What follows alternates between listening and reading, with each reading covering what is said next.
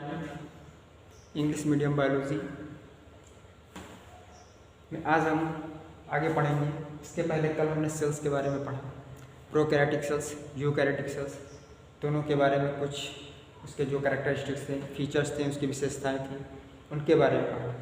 आज हम पढ़ेंगे सेल रिलेटेड डिस्कवरीज, कोशिका के संबंधित खोजकर्ता कि कोशिका को खोजने में कौन कौन से वैज्ञानिकों ने अपनी अपनी भूमिका निभाई, उनके बारे में हम पढ़ेंगे।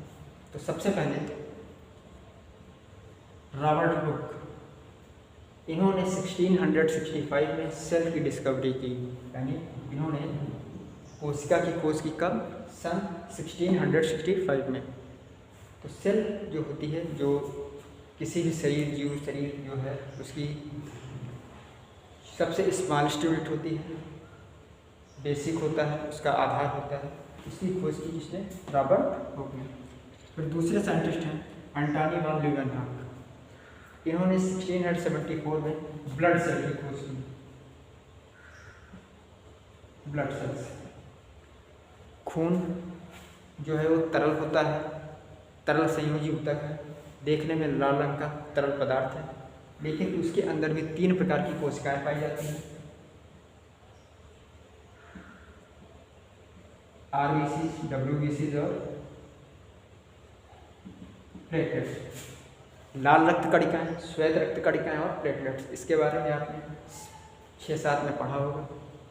RBC, WBC और प्लेटलेट्स, ये खून, ये सारी कोशिकाएं मिल करके ब्लड का निर्माण करती हैं, जिसकी खोज की थी एंटोनी वॉन लीeuwenhoek ने। इन्होंने एक और डिस्कवरी की थी जीवाणु, बैक्टीरिया की, इसलिए इनको फादर ऑफ बैक्टीरियोलॉजी कहा जाता है, जीवाणु विज्ञान का जनक भी इनको कहा जाता है।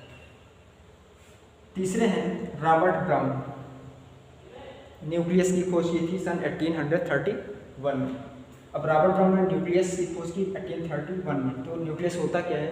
कोशिका के अंदर एक मध्य में एक भाग पाया जाता है जिसको केंद्रक कहते हैं, जो संपूर्ण कोशिका की समस्त जैविक बायोलॉजिकल एक्टिविटीज़ को कंट्रोल करता है। उसकी खोज की रॉबर्ट ब्राउन ने सन 1831 में। फिर चौथे हैं J.E. पुरकिंजे, इन्होंने क्या किया? 1839 में कोशिका के अंदर जो तरल पदार्थ पाया जाता था, एडेसिव, चिपचिपा, गाढ़ा, जेली लाइक जो संरचनाएं थी, शहद की तरह, पानी बहुत पतला होता है, शहद क्या होता है? चिपचिपा होता है, तो उसी प्रकार का इसके अंदर तरल होता है। उसको इन्होंने प्रोटोप्लाज्म नाम दिया, हिंदी में कहते हैं जीव द्रव्य, जीवन का द्रव्य, यानी इसके बिना कोशिका क्या होगी? सूख जाएगी और नष्ट हो जाएगी। इन्होंने J.E. पुरकिंजे ने क्या किया? कोशिका के अंदर पाए जाने वाले जो फ्लूइड होता है, तरल होता है, उसको प्रोटोप्लाज्म नाम दिया। कब? 1839 में। फिर एक और साइंटिस्ट थे T. हक्सले, इन्होंने 1868 में इसी प्रोटोप्लाज्म को, जो पुरकिंजे ने बताया था कोशिका के अंदर तरल होता है, उसको इन्होंने बताया फिजिकल बेसिस ऑफ लाइफ, जीवन का भौतिक आधार, जीवन का भौतिक आधार। इसके बिना क्या होगा? कोशिका नष्ट हो जाएगी, और जब कोशिका नष्ट होगी तो धीरे धीरे शरीर, बॉडी भी नष्ट हो जाएगी, क्योंकि शरीर का निर्माण किससे हुआ है? सेल से। सेल मिलकर बना टिश्यू मिलकर बना ऑर्गन, और ऑर्गन मिलकर ऑर्गन सिस्टम, ठीक, फिर उससे बनता है बॉडी। तो अगर एक कोशिका नष्ट होगी तो धीरे धीरे करके शरीर भी नष्ट हो जाएगा। तो ये कुछ साइंटिस्ट हैं जिन्होंने सेल की डिस्कवरी में इम्पॉर्टेंट रोल प्ले किया। इसके अलावा कुछ और साइंटिस्ट हैं, इसके अंदर सेल्स के अंदर बहुत सारे ऑर्गेनेल्स पाए जाते हैं, अंगक पाए जाते हैं, mitochondria, ribosome, Golgi apparatus, plastid, lysosome. तो सबकी खोज किसी न किसी साइंटिस्ट ने की। तो उनके बारे में जब हम एक एक ऑर्गन्स के बारे में पढ़ेंगे तब आपको हम। अब आगे देखते हैं सेल थ्योरी, कोशिका सिद्धांत क्या है।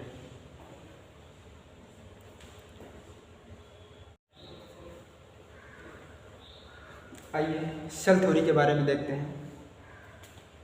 सेल थ्योरी को सबसे पहले J.M. श्लाइडेन एंड थियोडोर स्वान नामक साइंटिस्ट ने प्रतिपादित किया था, ठीक।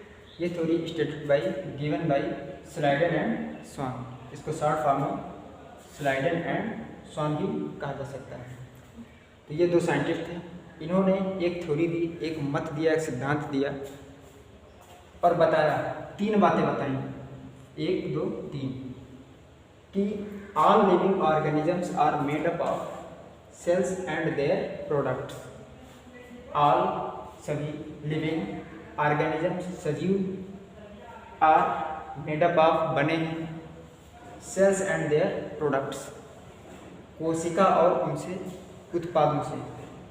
यानी उन्होंने बताया कि सभी जीवधारी कोशिका से ही निर्मित हैं। ठीक, फर्स्ट पॉइंट उन्होंने दिया।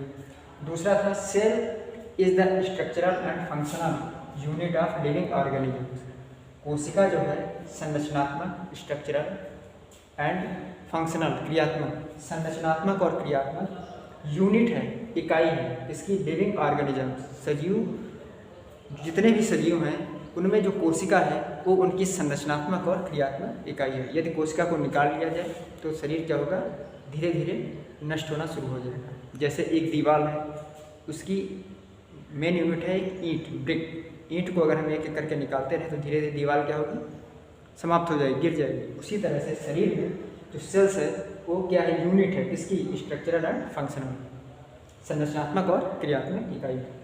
फिर तीसरा दिया, all cells are basically alike in their structural organization. इन्होंने बताया कि जो कोशिकाएं होती हैं उस संरचना में पहले से उपस्थित कोशिकाओं की समान होती है। जैसे कोशिका है,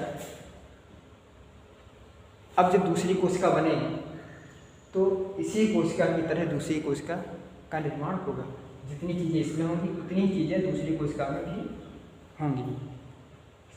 ये सिर्फ कोशिका में लागू होगा, ना कि पूरे शरीर पर।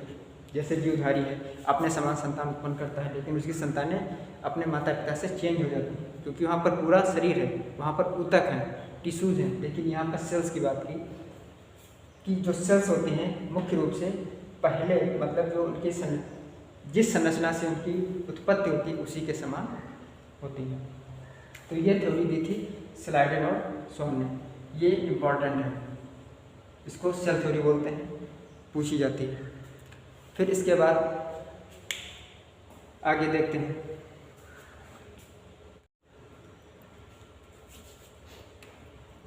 आगे देखते हैं, एक साइंटिस्ट थे रुडोल्फ विर्चाउ, इनको कहा जाता है रुडोल्फ विर्चाउ। 1855 में इन्होंने एक सेंटेंस दिया, एक वाक्य दिया, एक थ्योरी दी, एक मत दिया कि, और बताया कि all cells arises from the pre existing cells. All सभी सेल्स कोशिकाएं एराइजेस उत्पन्न होती हैं, फ्रॉम से, द प्री एग्जिस्टिंग सेल्स पहले से उपस्थित। प्री एग्जिस्टिंग का मतलब होता है पहले से उपस्थित होना। सेल्स कोशिकाएं यानी जितनी भी कोशिकाएं हैं उनकी उत्पत्ति पहले से उपस्थित कोशिकाओं से ही होती है। नई कोशिका स्वतः नहीं बनती है कि अपने आप बन जाए, पहले से कोशिका वहाँ पर होगी, तभी उसका डिवीजन हुआ होगा, डिवाइडेशन हुआ होगा, तब उसके समान संरचना बनी होगी। तो ये सिद्धांत इन्होंने दिया था रुडोल्फ विर्चाउ ने। सेल थ्योरी में बताया गया कि कोशिकाएं अपने समान बनी, जब विभाजन होता है तो कोशिकाएं क्या होती हैं, समान होती हैं, पहले से जो उपस्थित कोशिका होती है उसके समान होती है। लेकिन इन्होंने बताया था कि जो कोशिकाएं पहले से उपस्थित हैं उन्हीं से नई सेल्स का फॉर्मेशन होता है। All cells arises from the pre existing cells, पहले से उपस्थित कोशिकाओं से ही न्यू सेल्स का फॉर्मेशन होता है। तो यहाँ पर कुछ साइंटिस्ट के बारे में आपने पढ़ा, सेल थ्योरी के बारे में पढ़ा, रुडोल्फ विर्चाउ ने अपना स्टेटमेंट दिया। तो ये सारी चीज़ें एक एक करके आप समझ लीजिए, फिर नोट से आप उनको कॉपी पर नोट डाउन कर लीजिए।